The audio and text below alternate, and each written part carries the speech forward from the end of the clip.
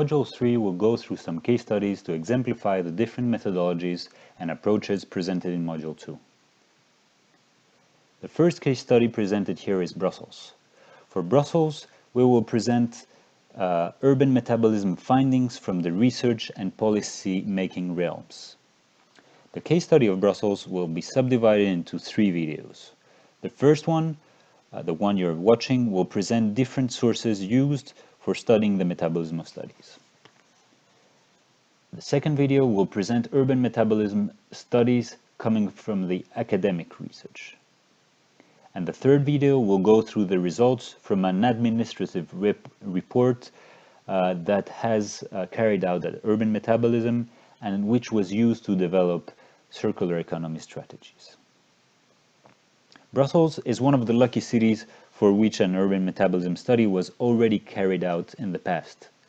This study, the diagram that you can see in front of your screen, was carried out by Duvigneau and his colleagues in the 70s. It accounted for energy, water, material, waste, and pollution flows. While this study is considered as one of the pioneering studies of the urban metabolism field, many of the data shown here were just estimates. So it's not considered really as a reliable source, but more as a reference point. Before going over the data sources that were used to make this the metabolism studies, let's take a moment to go through some spatial scales for which data is available. These include the metropolitan scale on the top, the regional scale in the middle, and the municipality level at the bottom. It's important to underline that what we generally call Brussels is actually the Brussels capital region, so the map in the middle. In 2012, more than 1.1 million inhabitants lived in Brussels region, and Brussels region covers almost a bit more than 160 square kilometers. What's even more important to highlight is that thanks to the fact that Brussels is a region, it has a very good availability of data for this urban area. Luckily, as Brussels is a region, it also has its own statistical office that creates and gathers data about socioeconomical, territorial, and environmental aspects. The statistical office provides data at a regional, municipality, and sometimes even smaller scales. For instance, for some urban data, it offers the possibility to spatialize data. You can see the maps here on the left and some graphs on the right, and you can either download the data themselves or an Excel sheet or more explanations about the methodology used. With the available energy data, it is possible to describe the energy use of Brussels for a number of sectors and for a number of sources. This table has tried to summarize the scale for which data were available.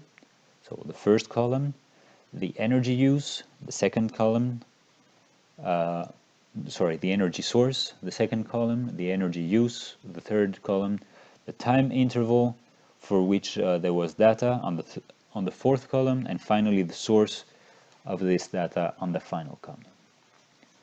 In brief, data of energy use was available for the last 40 years, mainly at the regional scale. More recently, data became available at a municipality scale as well. Data was made available through annual reports of grid operators and environmental reports. Data were available. In order to access this data, you should either go directly to the utilities or to access their archives, as you see the one on the left, or you can go to the website sometimes and download the reports on the middle and on the right. The case of water is very similar to the one of energy. Data exists for a long period of time at a regional scale and at a regional and municipality scale. For instance, if you look at the dates of the time interval, it's possible to track water use of Brussels municipalities for over 70 years. Again, data came from utility reports either through their archives or their websites. On the left, you can see one transcription of consumption of water consumption in Brussels from the 1920s. Material flows are perhaps the flow with the least information for Brussels. As there is no utility manager, there is no centralized place where data is measured and collected. Data about materials that are available comes from the Roads and Rail Federation as well as the Port of Brussels. So, in more details, it comes from all of the transported goods and that enter, are transiting the region and exit the region. Nevertheless, a number of uncertainties are linked with these data, as the accounting methodology of these flows is not really described in the reports that are sourced here. It is possible that some materials are double counted or are not really exported or imported in Brussels. In addition, we have a very little detail about what type of materials enter and exit. We just have a figure, so tons, but we don't know what exactly are the materials composing this flow. The data for material flows were available through these annual reports of the Federation, so Road and Rail, as well as the port. For the rest of the flows, I'm not going to go into detail, but we found data about pollution emissions, wastewater, and some other smaller flows, but they're not described here as most of their data were sparse and not well documented over time. Once you find all of the relevant data for your study, you need to gather them and organize them in order to analyze and extract all of the interesting insights. The next two videos will show you some of the results that can come from all of this data collection.